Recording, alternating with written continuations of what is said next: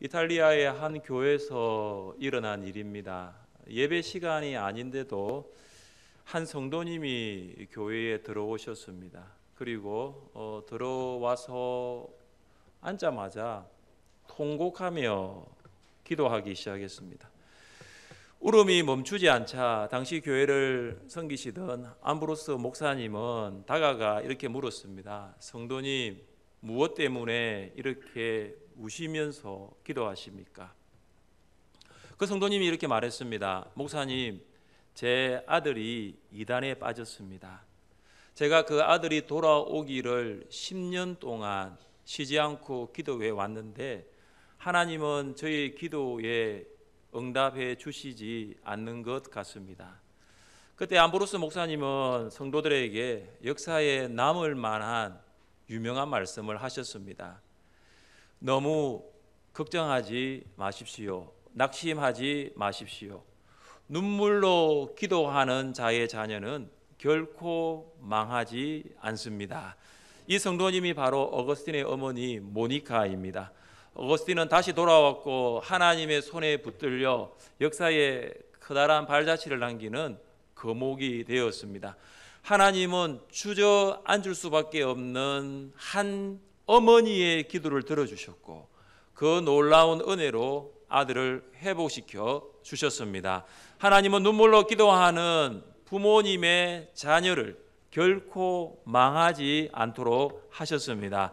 오늘 본문에는 자녀의 문제를 가지고 예수님께 나온 한 어머니가 등장합니다. 그 어머니는 유대인이 아니라 가나안 사람이었습니다. 그 여인은 두로와 시돈에 살고 있었습니다. 이 두로와 시돈은 유대인들과는 적대적인 관계에 있었던 가나안 사람들의 도시였습니다. 이스라엘 백성들이 약속의 땅에 들어가려고 했을 때에 가나안 사람들은 이스라엘 백성들을 우호적으로 대하지 않았습니다. 그리고 두로와 시돈은 우상 숭배가 편만했던 지역이었습니다. 과거 두로의 왕은 자신을 신이라고 말하기까지 하였습니다. 그래서 유대인들은 두로와 시돈에 살고 있는 가나안 사람들과는 왕래하지 않았던 것입니다. 이런 민족적인 골이 깊어진 배경에서 가나안 여인이 유대인이신 예수님께 나아왔다는 것은 평범한 행동이라고 볼 수 없는 것입니다. 귀신 들린 딸을 둔 가나안 여인에게 한 가지 좋은 소문이 들렸습니다. 예수님이라는 분이 병자를 고치시고 심지어 죽은 사람까지 살리셨다는 소문이었습니다. 그리고 그 예수님이 지금 내가 살고 있는 두로와 시돈에 오셨다라는 것입니다. 이방인이고 가나안 사람이었던 여인이 예수님께 간구한 것은 우리가 오늘 자녀를 위해 하나님께 어떻게 기도해야 할 것인가를 보여주고 있습니다.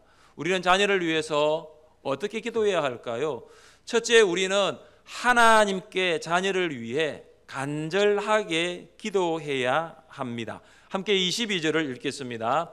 가나안 여인 하나가 그 지경에서 나와서 소리질러 이르되 주 다윗의 자손이여 나를 불쌍히 여기소서 내 딸이 흉악하게 귀신 들렸나이다 하되 여인은 힘을 다하여 부르짖었습니다.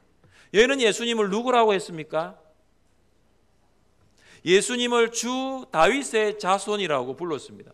그녀는 예수님이 다윗의 후손으로 이 예수님이 메시아로 오신 것을 인정한 것입니다.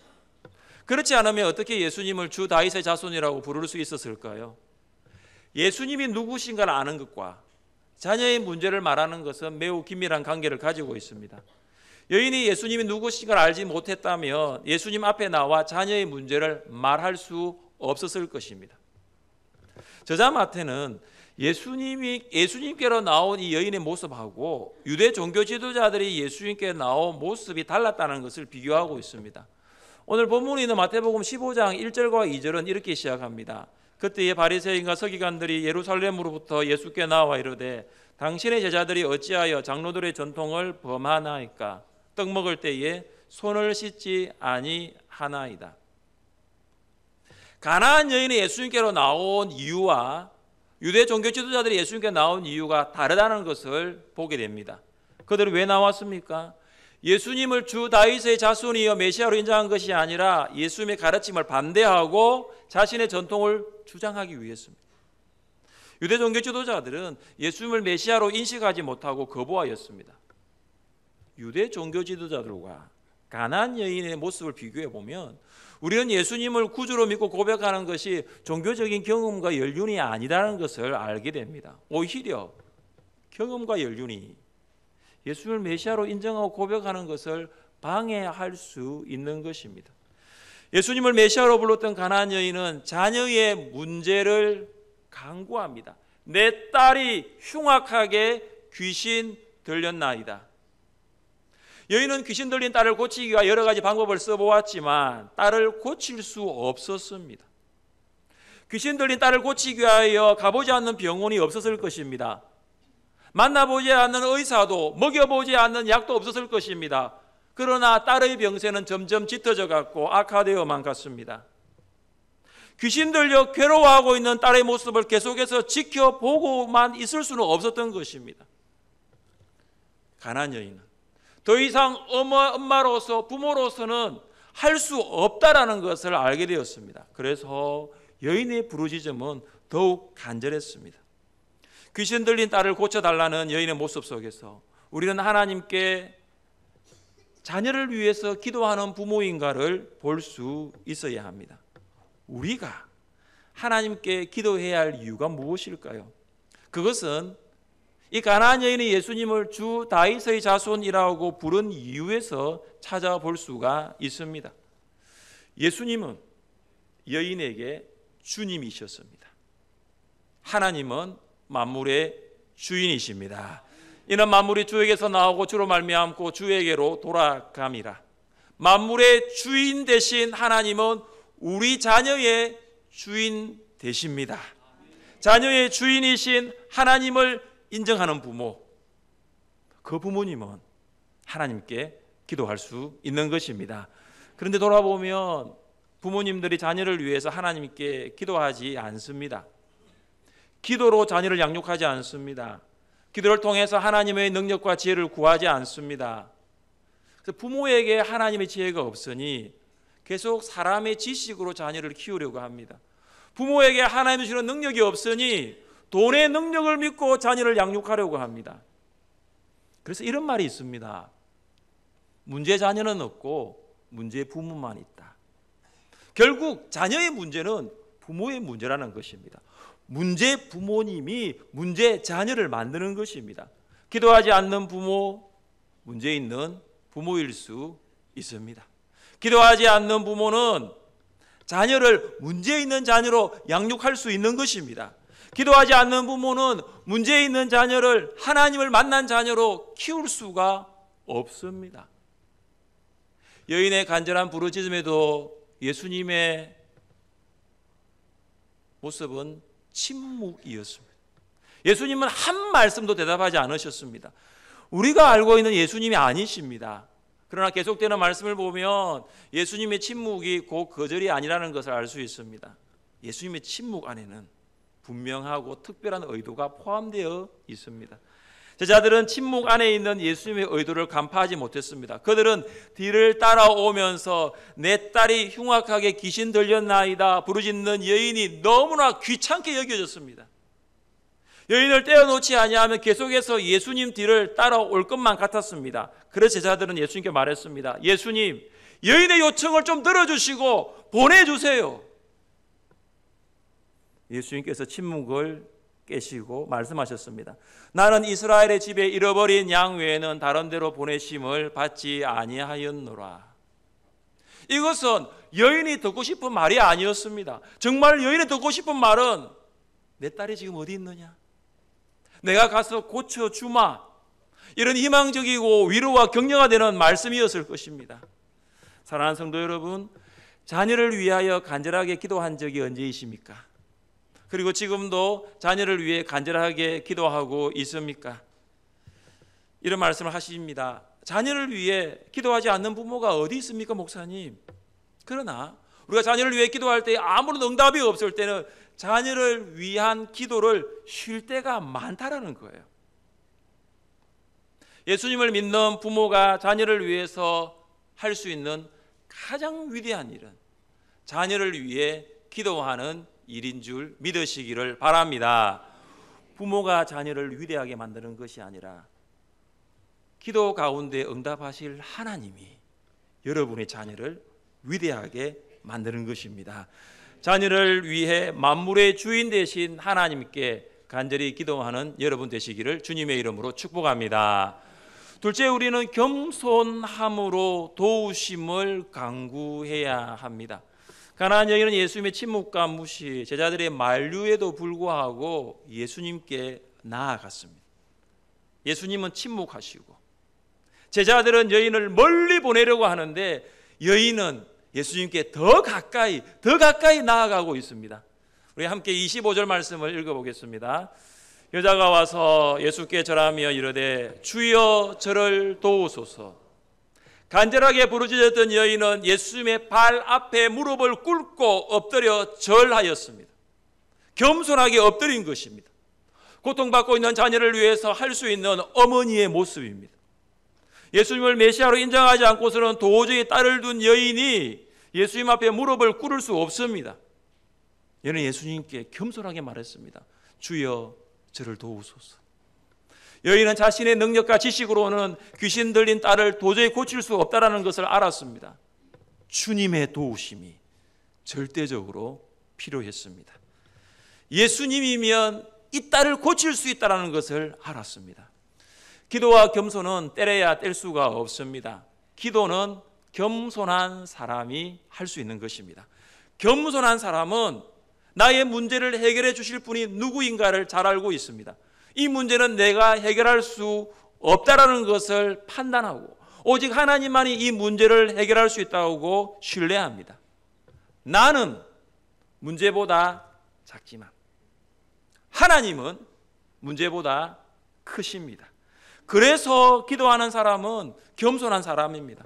목회를 하면서 다양한 성도들을 만납니다. 어떤 성도는 자신의 지식과 능력으로 자녀의 문제를 충분히 해결할 수 있습니다. 다른 성도들이 볼 때에도 기도하지 않아도 돼요. 그분이 가지고 있는 힘과 그분이 가지고 있는 지식만으로도 자녀의 문제를 해결할 수 있어요. 그러나 그렇게 하지 않습니다. 그는 철저하게 하나님 앞에 무릎을 꿇습니다. 자신의 지식과 자신의 경험을 예수님 발 앞에 내려놓고 기도합니다. 주여 저를 도우소서. 여러분, 자녀를 양육하면서 부모로서 한계 상황에 봉착했던 적이 언제입니까? 앞뒤 좌우 사방이 꽉 막혀 있을 때 어떻게 하면 이 상황을 극복할 수 있는가를 알지 못했던 적이 있습니까? 특별히 아이가 다치거나 병들거나 아플 때 부모로서는 어떻게 해야 할지 모르기도 합니다. 저희 막내가 첫 돌이 지났을 때 일입니다. 이제 양말을 신고 이 거실 바닥이 나무 바닥이에요. 그 바닥을 걷다가 넘어졌는데 하필 넘어지면서 거실 바닥 위에 펼쳐진 상에 그 아이의 턱이 부딪힌 거예요. 근데 돌 지나면 이제 이가 나기 시작하잖아요. 근데 그 이 치아가 이 혀를 이렇게 탁 뚫었는데 그때 보니까 종이장처럼 혀가 찢어졌더라고요. 근데 혀가 찢어지니까 피가 나오는데 와, 정말 많이 나오더라고요. 미국에서 앰뷸런스를 부르면 많은 돈을 지불해야 하기 때문에 아내가 막내를 안고 저는 차를 운전해서 가까운 병원에 갔습니다. 담당 의사가 상태를 보니까 우리가 할 수 없다. 어린이 전문 병원으로 가라고 이야기를 했습니다. 시간이 점점 지납니다. 피는 멈추지 않아요. 아내가 입고 있는 옷이 피로 흥건히 젖었더라고요. 병원 도착하기까지는 아직 시간이 멀었습니다. 병원까지 어떻게 운전해서 갔는지 기억을 할 수 없을 정도로 참 정신없이 운전을 했던 것 같아요. 병원 도착하자마자 마취도 하지 않은 채 응급수술에 들어갔습니다. 수술대 위에 아이를 올려놓은 채 간호사 4명이 아이를 붙들고 의사 2명이 종이짝처럼 찢어진 그 아이의 혀를 봉합하는 수술을 했습니다. 10년이 지난 지금도 그때를 생각하면 참 어제의 일처럼 기억이 납니다. 그때 하나님께 드렸던 기도가 있습니다.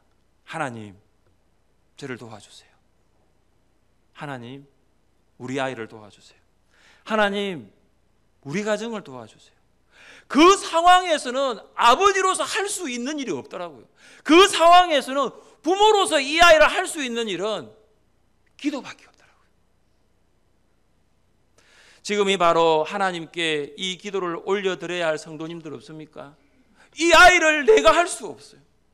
이 아이를 부모로서, 아버지로서, 엄마로서 할 수 있는 게 없어요. 다 해봤어요. 근데 안 돼요. 그때 우리가 기도해야 되잖아요. 하나님, 저를 도와주세요. 하나님, 저의 자녀를 도와주세요. 하나님, 이 아이를 고쳐주세요. 하나님, 이 아이를 붙들어주세요. 하나님의 도우심을 바라며 겸손함으로 기도하는 여러분 되시기를 주님의 이름으로 축복합니다. 셋째, 우리는 믿음으로 응답받을 때까지 기도해야 합니다. 여인은 예수님께 더 가까이 다가가 절하며 도움을 간청했습니다. 그러나 예수님께서는 자녀의 떡을 취하여 개들에게 던지 마땅하지 않다라는 모욕적인 말을 하셨습니다. 예수님은 애완견에게 자녀가 먹을 음식을 주는 것은 옳지 않다라는 것입니다.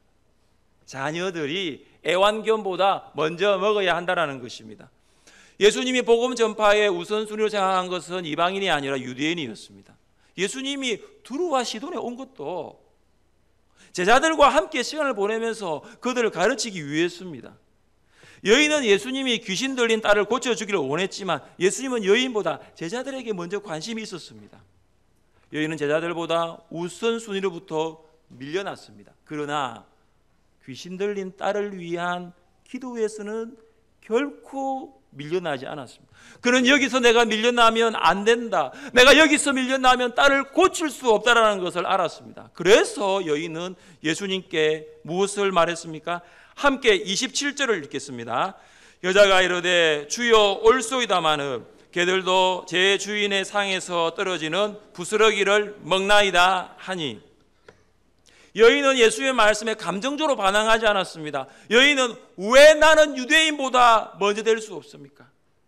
왜 유대인과 이방인을 차별합니까? 항의하지도 따지지도 않았습니다.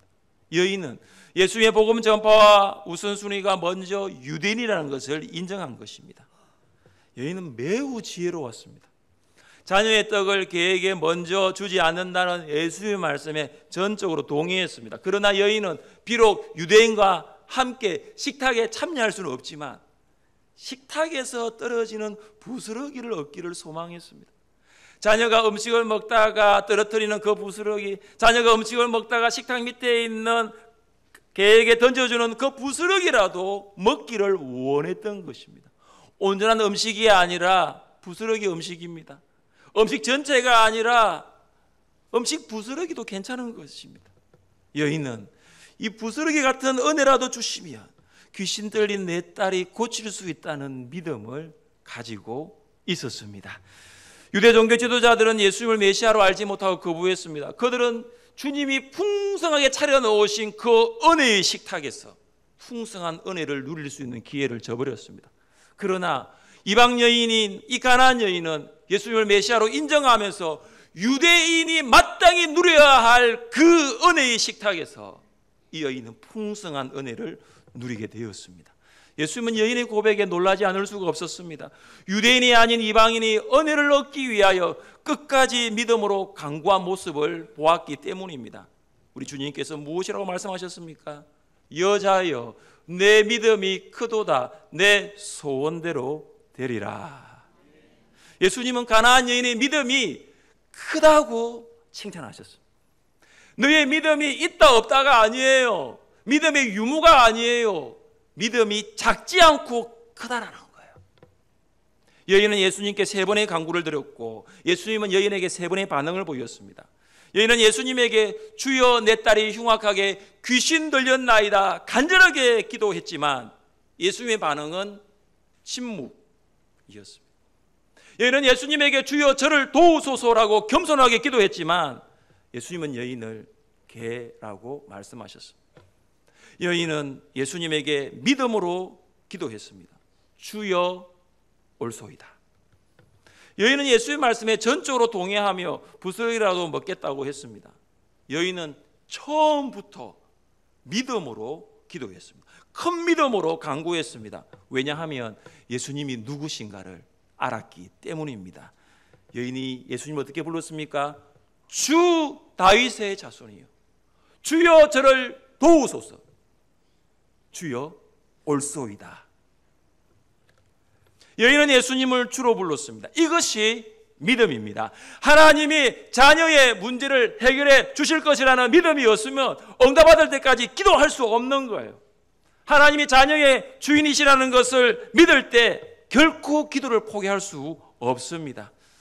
우리가 간절하게 기도하고 겸손하게 기도하지만 응답받을 때까지 기도할 수 없는 이유는 믿음이 없기 때문입니다. 우리는 주여 3찬까지 부르고 기도하지만 제가 어느 교회 가보니까 주여 7찬까지 부르시더라고요. 얼마나 간절한지 저희보다 배를 더 부르더라고요. 간절하게 기도합니다. 무릎 꿇고 기도합니다. 콘크리트 바닥에서 기도합니다. 겸손하게 기도합니다. 그러나 기도 응답이 없습니다. 주님께서 우리에게 주시는 내 소원대로 되리라, 그 말씀을 들을 수 없어요. 하나님을 향한 믿음이 없기 때문입니다. 자녀를 위해 간절하고 겸손하게 기도하지만 기도하는 우리가, 기도하는 부모가 믿음이 없는 거예요. 자녀를 위해 기도를 시작할 때 하나님만이 이 기도에 응답하실 것이라는 것을 믿고 간구하는 거예요.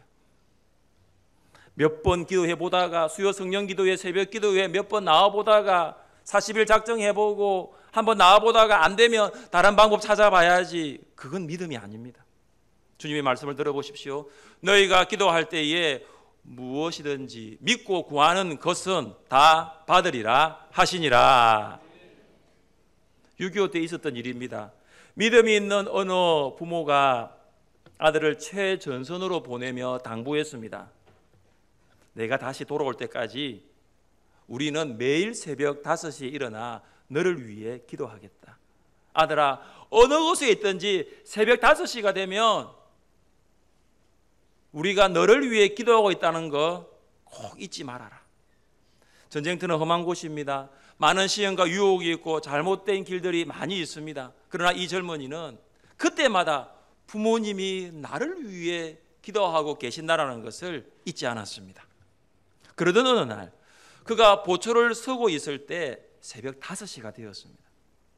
바로 그의 부모님이 아들을 위하여 기도하겠다고 약속한 시간 아닙니까? 지금쯤 아버지 어머니께서 새벽 기도를 시작하셨겠구나, 그런 생각을 하는 순간 이 아들도 자기도 모르게 땅바닥에 무릎을 꿇었습니다.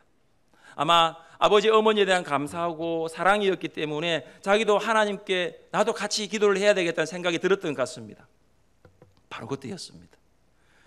그가 무릎을 꿇음과 동시에 머리 위로 탁 하고 총알이 날아갔습니다.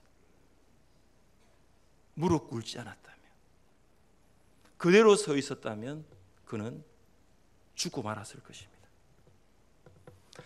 MIP 기도하는 엄마들은 자녀를 위해 정기적으로 기도할 수 있는 모임입니다. 자녀들은 부모가 그들을 위해 기도하고 있다는 것을 상기한다면 결코 세상의 길로 걸어가지 않습니다. 자녀들은 MIP를 통해서 엄마가 나를 위해 기도하고 있다는 것을 알게 되고 학교와 세상 속에서 믿음으로 살아갈 수 있는 것입니다. 기도는 하나님께서 부모가 자녀를 축복하라고 사용하도록 주신 훌륭한 도구입니다. 새벽 기도, 수요 성령 기도회, 개인 기도, 자녀를 위해 믿음으로 기도할 수 있기를 바랍니다. 특별히 자녀들이 외국이나 타지에 있는 부모님들은 자녀를 위해서 할 수 있는 일이 많지가 않아요. 여러분, 자녀가 이거 필요해요, 저거 필요해 하면 그것은 보내줄 수 있을지 몰라도 기도는 하십니까? 타지에 있는 자녀, 해외에 나가 있는 자녀를 위해서 할 수 있는 것은 정말로 기도입니다. 자녀들을 위해서 간절하고 겸손하게 끝까지 믿음으로 간구하시는 부모님들과 다음 세대를 위하여 무릎 꿇고 간절하게 기도하는 성도님들 될 수 있기를 주님의 이름으로 축복합니다.